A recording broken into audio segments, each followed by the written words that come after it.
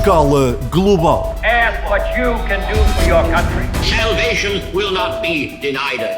I want peace through strength.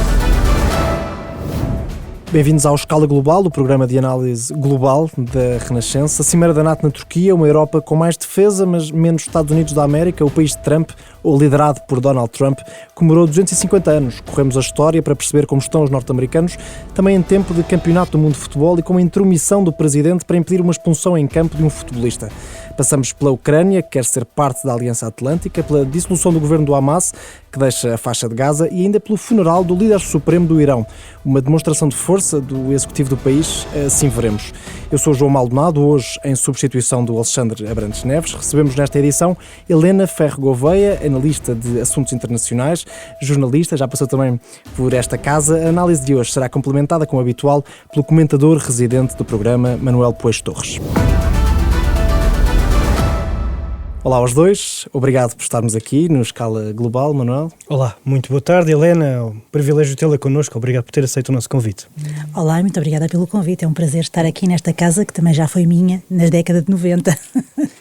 Começamos sem mais demoras pela Cimeira da NATO, é um dos grandes temas desta semana, se não o grande tema desta semana. Helena, há bocadinho falávamos um bocadinho, gostava de falar sobre a Turquia, em que ponto está a Turquia, uma posição incómoda, talvez, em conversa com o Manel, também já falámos um bocadinho sobre isso, uma posição incómoda da Turquia aqui no meio desta Cimeira da NATO. Como é que tem visto estes dias na Turquia?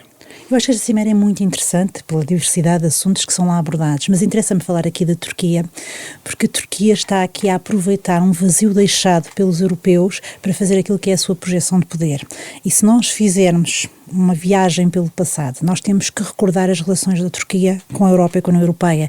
Ela candidatou-se, portanto, à Comunidade Económica Europeia, nós tínhamos Comunidade Económica Europeia em 87, em 99 foi reconhecida como candidata à adesão e de lá até cá tem tido um conjunto de relações muito complexas e foi um país que evoluiu no sentido de se tornar uma verdadeira autocracia, onde as questões democráticas não têm o menor interesse e basta pensarmos que nós continuamos a ter a situação no Chipre, cuja ilha, portanto, que é membro da União Europeia, mas continua metade dela ocupada pela Turquia, está aqui num limbo.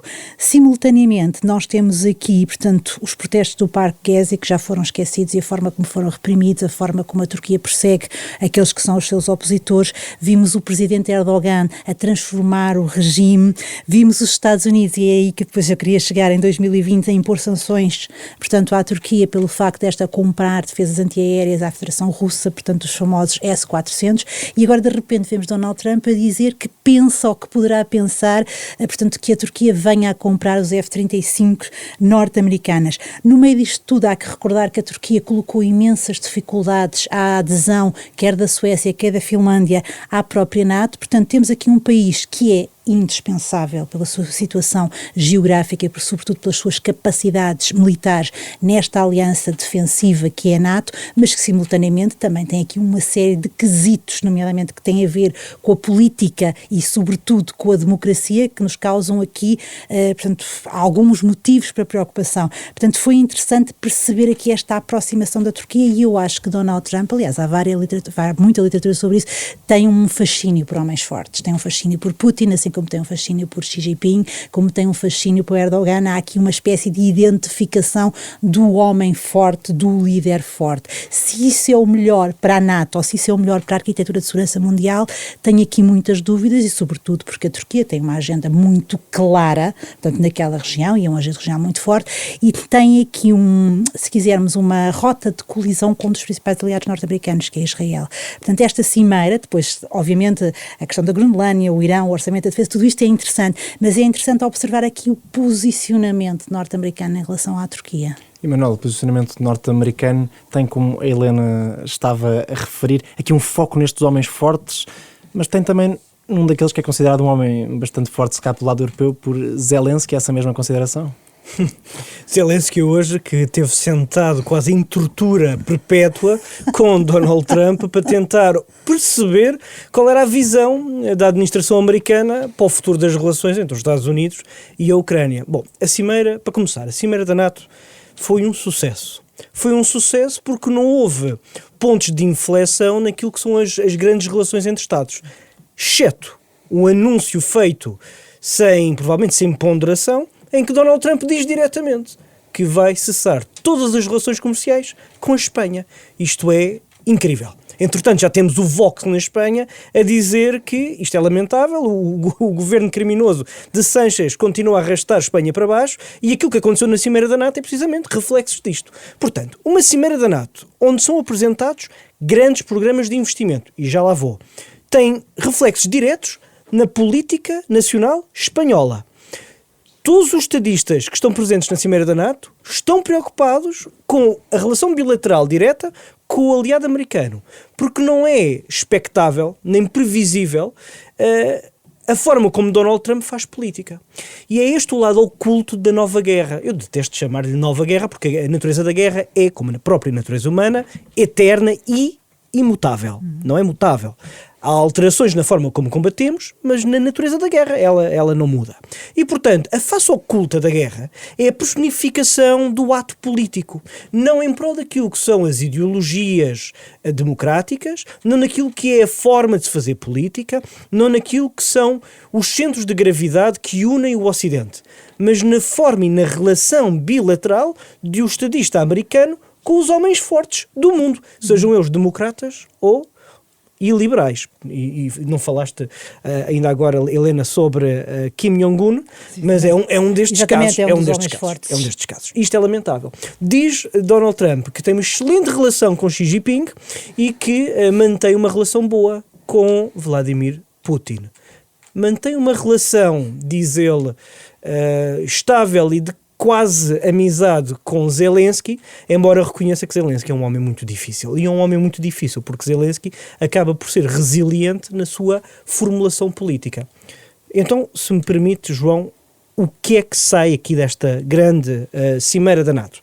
Sai uma pequena declaração.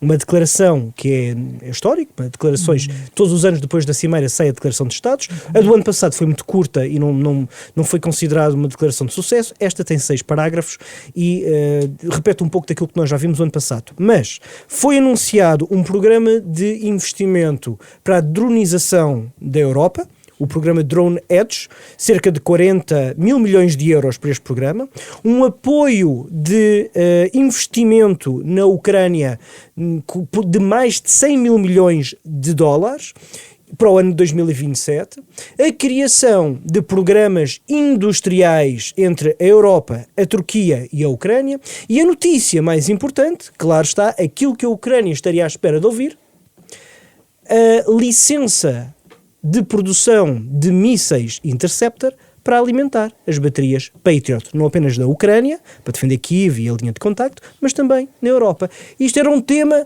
fortíssimo, central para Zelensky. Zelensky sai desta cimeira com essa vitória. Portanto, parece-me muito interessante. No entanto, isto foi o que disse Donald Trump e, como nós sabemos, aquilo que Donald Trump diz hoje não se escreve amanhã e, portanto, temos que esperar para ver se de facto vai cumprir aquilo será sempre uma incógnita que nos relatou. Helena, Zelensky tem sempre dito, e agora com mais veemência, que as capacidades de defesa do país, da Ucrânia, tais os anos de guerra, são das mais fortes da Europa. Terá sido nesta cimeira dado esse passo para a Ucrânia de Zelensky poder integrar este grupo? Há uma enorme pressão nesse sentido e parece-me que a NATO teria muito a ganhar com uma adesão da Ucrânia. A Ucrânia neste momento é o exército europeu mais experimentado em guerra, porque todos nós sabemos que isso é importante. Tem um dos exércitos que teve uma capacidade de adaptação àquilo que é a guerra, à forma como desenvolveu a indústria de drones de que o Manel agora falava. E já há uns anos se dizia que a guerra do futuro seria com drones, mas ninguém esperava ver isso concretizar-se de uma forma tão clara como se concretizou na Ucrânia, de forma a alterar mesmo aquele que era o curso da guerra e aquilo que era uma guerra assimétrica. Portanto, onde a Ucrânia, que teria menos população, menos capacidade militar, um exército menor face à Federação Russa, portanto, muito maior, com maiores capacidades, e a Ucrânia conseguiu, por via dos drones aéreos, marítimos e por via daquilo que é a sua invenção, a sua resiliência, a sua capacidade de inovação tecnológica, conseguiu, de facto, desequilibrar esta guerra, e a Ucrânia apresenta-se agora aqui como um um país que é decisor, se quisermos é o campeão mundial dos drones, e nós vimos isso, por exemplo, nas retaliações do Irão sobre os países do Golfo. Nós vimos os países do Golfo a assinar protocolos com a Ucrânia. Há 6 países do Golfo que compraram à Ucrânia aquela que é a sua tecnologia para se defenderem com um equipamento relativamente mais barato do que são os interceptores, que são muito caros, mas que permitem fazer uma boa defesa antiaérea. Portanto, a Ucrânia deslocou-se, o Zelensky deslocou-se a Ankara com muitas cartas, para utilizar a linguagem trumpiana, portanto, no bolso. E é interessante, quando eu estava aqui a preparar esta nossa conversa, fui rever um bocadinho da história da NATO e lembrei-me de um velho conhecido, pelo menos para os mais antigos como eu, o Manel é um bocadinho mais novo, Donald Rumsfeld. E Donald Rumsfeld tinha uma frase famosa e que é interessante para nós repensarmos agora. Isto foi dito, penso que nos anos 90, não anotei aqui, mas ele dizia que a NATO tem o hábito de ser salva uma vez por década quando há uma crise entre o Ocidente e o Kremlin. E nós estamos nesse momento, porque nós ouvimos falar, eu nunca acompanhei isso, na morte da NATO, na fim da NATO, até aliás há alguns partidos políticos ou alguns, se quisermos, opinadores que andam sempre a anunciar a morte da NATO, e como a NATO não é benéfica, pelo contrário, é aquilo que nos permitiu viver em paz estes anos todos por aquela que é a sua função de dissuasão. E perante uma nova crise ou um novo choque entre o Ocidente, embora não percebamos bem aqui a posição de Donald Trump, que é um fator diferenciador aqui, e o Kremlin, a NATO reinventa-se e parece-me que está cada vez mais integrada, que isso é importante do ponto de vista político, porque não é só uma aliança militar, também é uma aliança que faz política, mas sobretudo também do ponto de vista de ter acordado os decisores europeus para a importância da defesa. Sempre, posso, Manuel, só também lançar aqui um outro tema, mas também relacionado com este, sempre os Estados Unidos da América. Esta semana, 250 anos de independência dos norte-americanos. Viu o discurso de Donald Trump, foram 45 minutos, quase às 5 da manhã de hora de Portugal continental. Como é que viu esse discurso, essas palavras, com Trump a dizer que o sonho americano está mais vivo do que nunca, também a voltar a falar sobre fraude, e numa semana em que Trump voltou também a trazer a Groenlândia para a equação? É verdade. E nós temos, quando celebramos 250 anos de um regime democrático, somos obrigados a refletir sobre as palavras do presidente fundador, não é? E George Washington, quando foi nomeado, depois do final da Guerra Civil, quando foi nomeado presidente dos Estados Unidos da América, entrou em choque e não queria de todo assumir as rédeas desse Estado novo chamado Estados Unidos da América. Porquê?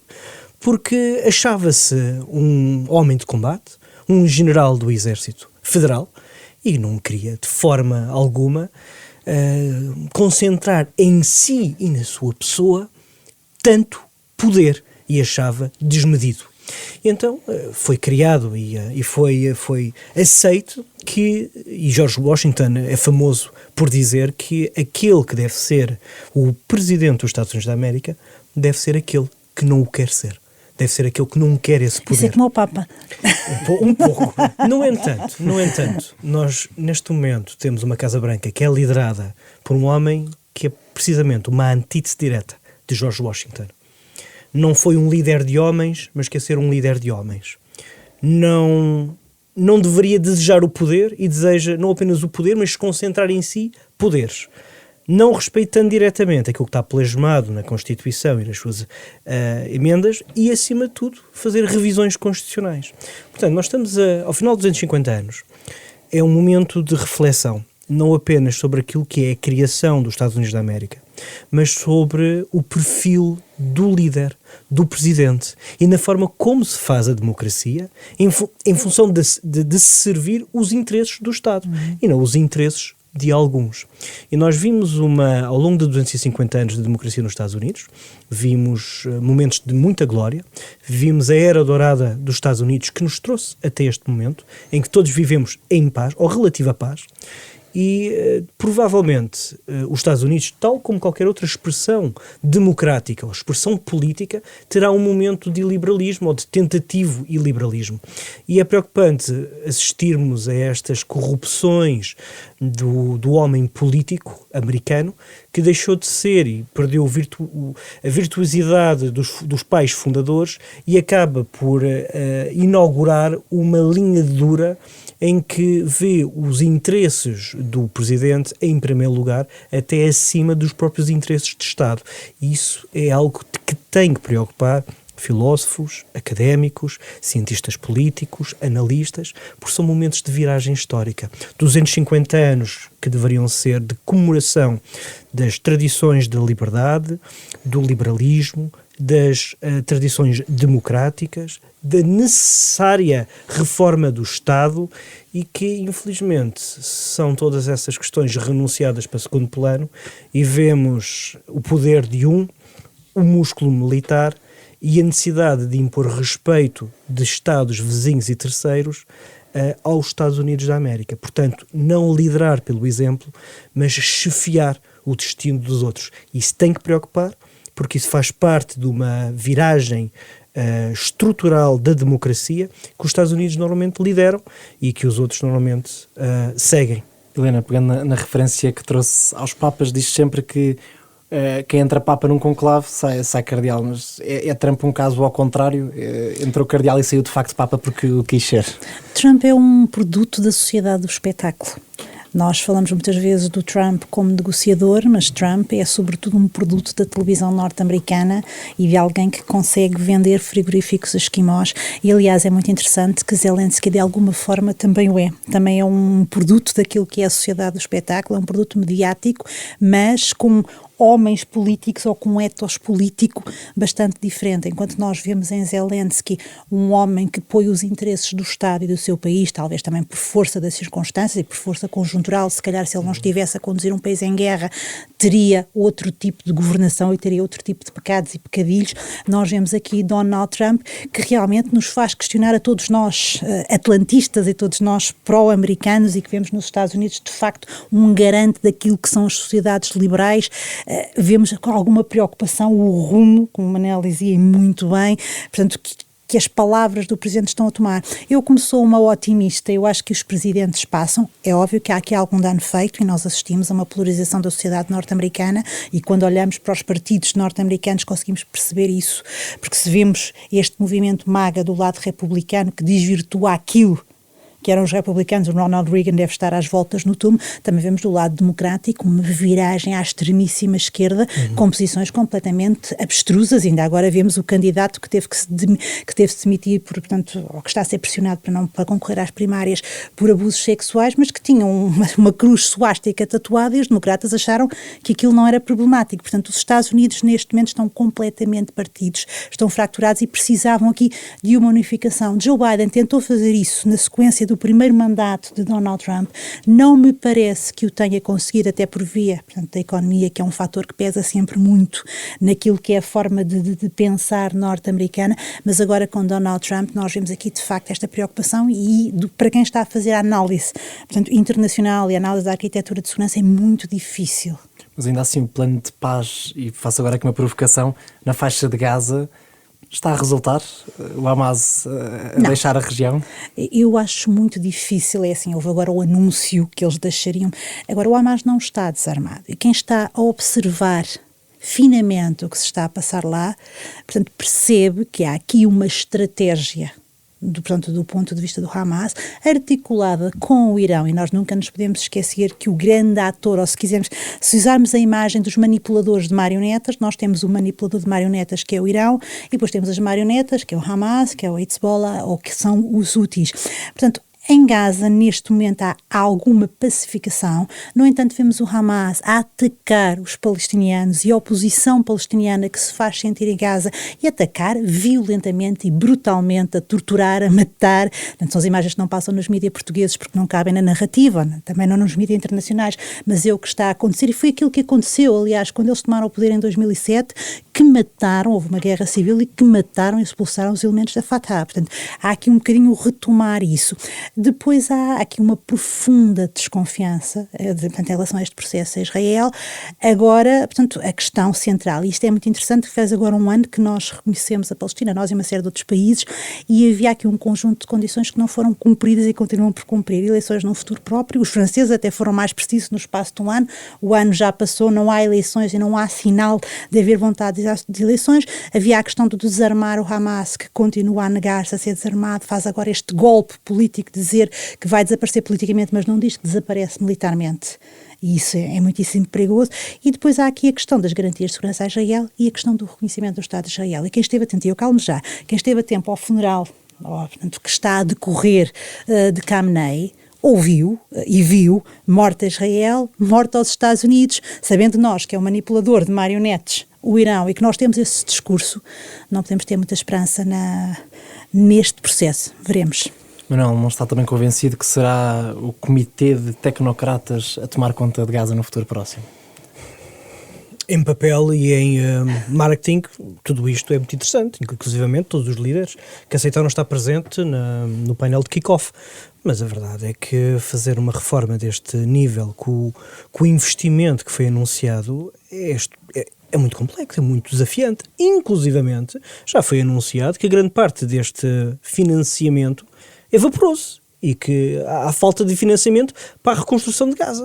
Portanto, há aqui problemas. Mas tens problemas internos também. Eu vejo a discussão na Alemanha. Os alemães estão a dizer nem um tostão para Gaza, porque o dinheiro que nós colocámos lá, e colocaram milhares de milhões, e é desde que estamos a falar deste volume de negócio, foi dissipado, como diz o Manel, pelo Hamas. Não foi aplicado naquilo que são a construção de infraestruturas ou para as populações, mas desapareceu em mísseis, em rockets, em túneis, em fortunas colocadas fora do país. Portanto, é muito difícil reunir o financiamento. Desculpa, e depois controlando, não, tudo bem, isso faz sentido e é um excelente complemento, porque nós temos que pensar que para se fazer uma reforma e para se dar dignidade àquelas pessoas e reconstruir uma terra que tem que ser reconstruída, obviamente, aquelas pessoas não podem viver em ruínas para sempre, aquilo é uma vergonha humana, temos que pensar como é que isso se faz da forma mais eficaz, mais transparente e mais democrática.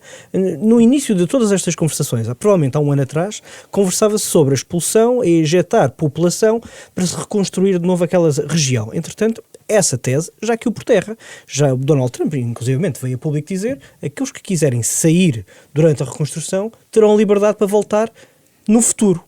Claro que, mais uma vez, essa narrativa também pode cair por terra no futuro. Nós não sabemos o que é que ainda vai acontecer. Agora, que o plano inicial ainda não deu resultados, isso é claro. Mas, neste momento, sabemos que o Hamas está enfraquecido, os túneis estão...